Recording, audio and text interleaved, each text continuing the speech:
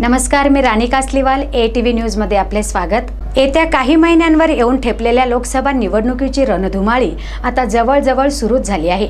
श्रीगोंदा येथे राहणारे शिवाजी पांडुरंग आढाव लोखंडमॅन यांनी राष्ट्रवादी काँग्रेसकडून दक्षिण लोकसभा मतदारसंघातून उमेदवारी करण्याची इच्छा नगरमध्ये पत्रकार परिषद घेऊन व्यक्त केली। येत्या काही महिन्यांवर येऊन ठेपलेल्या लोकसभा निवडणुकीची रणधुमाळी जवळजवळ सुरू झाली आहे। श्रीगोंदा येथे राहणारे शिवाजी पांडुरंग आढाव लोखंडमॅन यांनी राष्ट्रवादी काँग्रेसकडून दक्षिण लोकसभा मतदारसंघातून उमेदवारी करण्याची इच्छा दर्शवली आहे, असे त्यांनी नगर येथे पत्रकार परिषद घेऊन सांगितले। त्याचबरोबर त्यांनी राष्ट्रवादीचे अध्यक्ष शरद पवार यांच्याकडेही आपली इच्छा व्यक्त केली आहे। 2014 मध्ये झालेल्या लोकसभा निवडणुकीत पुणे शहरातून त्यांनी अपक्ष उमेदवारी केली होती। शिवाजी पांडुरंग आढाव हे व्यवसायाने प्राध्यापक असून ते शेतकरी कुटुंबातले आहे। त्यांना खात्री आहे की शरद पवार हे त्यांना उमेदवारी देतील, असा विश्वास त्यांनी पत्रकार परिषद घेऊन व्यक्त केला। याविषयी शिवाजी पांडुरंग आढाव यांनी अधिक माहिती दिली आणि त्याचबरोबर राष्ट्रवादी काँग्रेस पार्टीने जर मला तिकीट दिले तर सर्व पदाधिकारी आणि कार्यकर्ते माझ्या पाठीशी उभे राहून मला या निवडणुकीमध्ये निवडून आणतील। माझ्यासारख्या सर्वसामान्य कार्यकर्त्यास जर उमेदवारी दिली तर येणाऱ्या काळात पक्षवाढीस नक्कीच फायदा होईल, असा विश्वास शिवाजी पांडुरंग आढाव यांनी व्यक्त केला।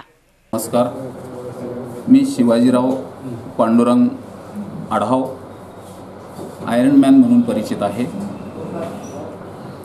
पुणे शहरातनं 2014ची लोकसभा निवडणूक लढवण्याचा मला अनुभव आहे।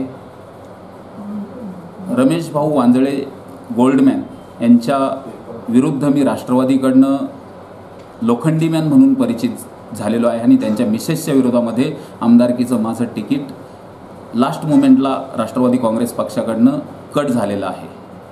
त्याचबरोबर मी माझा जो मतदारसंघ आहे श्रीगोंदा मतदारसंघ, त्या मतदारसंघातल्या देवदैठण गणातनं पंचायत समिती झेडपीची जी काही निवडणूक आहे त्या निवडणुकीमध्ये काँग्रेसकडनं मी 2003-04ला मी उमेदवारी मागितली होती, पण त्यावेळेला ती माझी कट झाली उमेदवारी आणि त्यानंतर सुप्रियाताई सुळे राजकारणात आल्या आणि त्यांनी मला, मी सर्व्हिसला खेड शिवापूर या ठिकाणी असल्यामुळे पुणे जिल्ह्यामध्ये त्यांच्या मतदारसंघात असल्यामुळे त्या ठिकाणी मला त्यांनी त्यांच्या प्रचारामध्ये सामावून घेतलं आणि तेव्हापासून मी राष्ट्रवादी काँग्रेसचा पदाधिकारी आणि प्रत्यक्ष कामाला सुरुवात केली।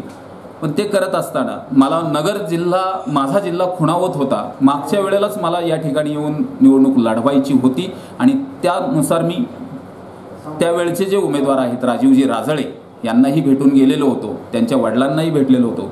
त्यांनी सांगितलं पवारसाहेब ज्यांना तिकीट देतील त्यांचं तुम्हाला दिलं तर तुम्हाला आणि मला दिलं तर मला। मग मी त्यांना सांगितलं की ठीक आहे, तुम्हाला जर तिकीट दिलं तर आम्ही तुमचं निश्चित काम करू आणि मला दिलं तर माझं तुम्ही निश्चित काम करा। पण मला काही तिकीट मिळालं नाही आणि पुण्यामध्ये मी 2 वर्ष सलग अपक्ष पक्षाकडे उमेदवारी मागत होतो, पण मला काही मिळाली नाही आणि मी शेवटी अपक्ष उमेदवारी अर्ज 3ऱ्या वेळेला भरला। 2 वेळा मी काँग्रेस आणि राष्ट्रवादीच्या दोन्ही वेळेला मी खूप प्रचंड 2-2 वर्ष फिरूनही प्रचंड तयारी करूनही मला काही तिकीट मिळालं नाही आणि 3ऱ्या वेळेला मी सलग 2 वर्ष फिरून मी खासदारकीची निवडणूक लढवली आणि त्या निवडणुकीमध्ये सुद्धा माझ्यावरती प्रचंड मोठा अन्याय झालेला आहे।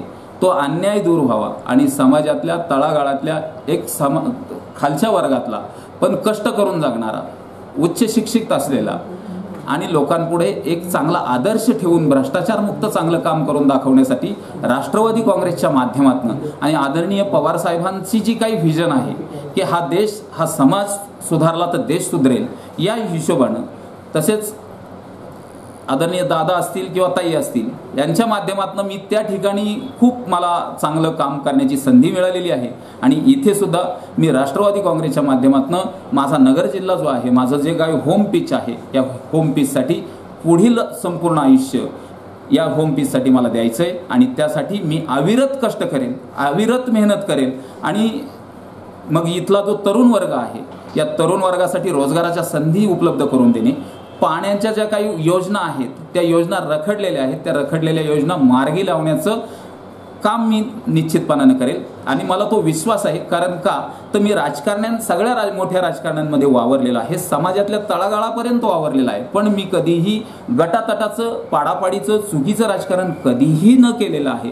त्यामुळे यावेळेला निश्चित पक्ष मला एक चांगली म्हणजे नगर दक्षिण लोकसभेची उमेदवारी राष्ट्रवादी काँग्रेस पक्ष मला देईल याची मला निश्चित खात्री आहे. आणि पवार साहेबांनी तसं माझी माहिती जी आहे ती माहितीही पूर्ण मागून घेतलेली आहे आणि त्यानुसार ते निर्णय करतील.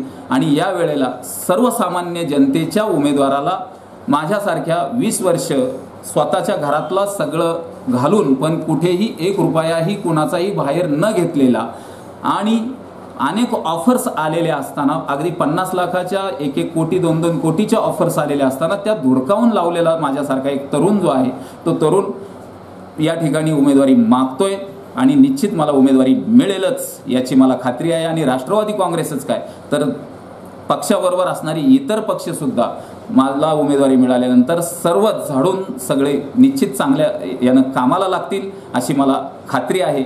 माझा श्रीगोंदा मतदारसंघातले सगळे नेते आणि पाथर्डी असेल, त्याचबरोबर कर्जत असेल, जामखेड असेल, शेवगाव असेल, राहुरी असेल, पारनेर असेल, त्याचबरोबर नगर शहरातले सगळे काही नेते मंडळी आणि सर्वसामान्य कार्यकर्ते की ज्या आधारावरती मी तिकीट मागतोय तो सर्वसामान्य कार्यकर्ता त्याला न्याय मिळवून देण्यासाठी मी उमेदवारी करत आहे. आणि प्रतिनिधी आमिर सय्यद, ATV न्यूज, अहमदनगर.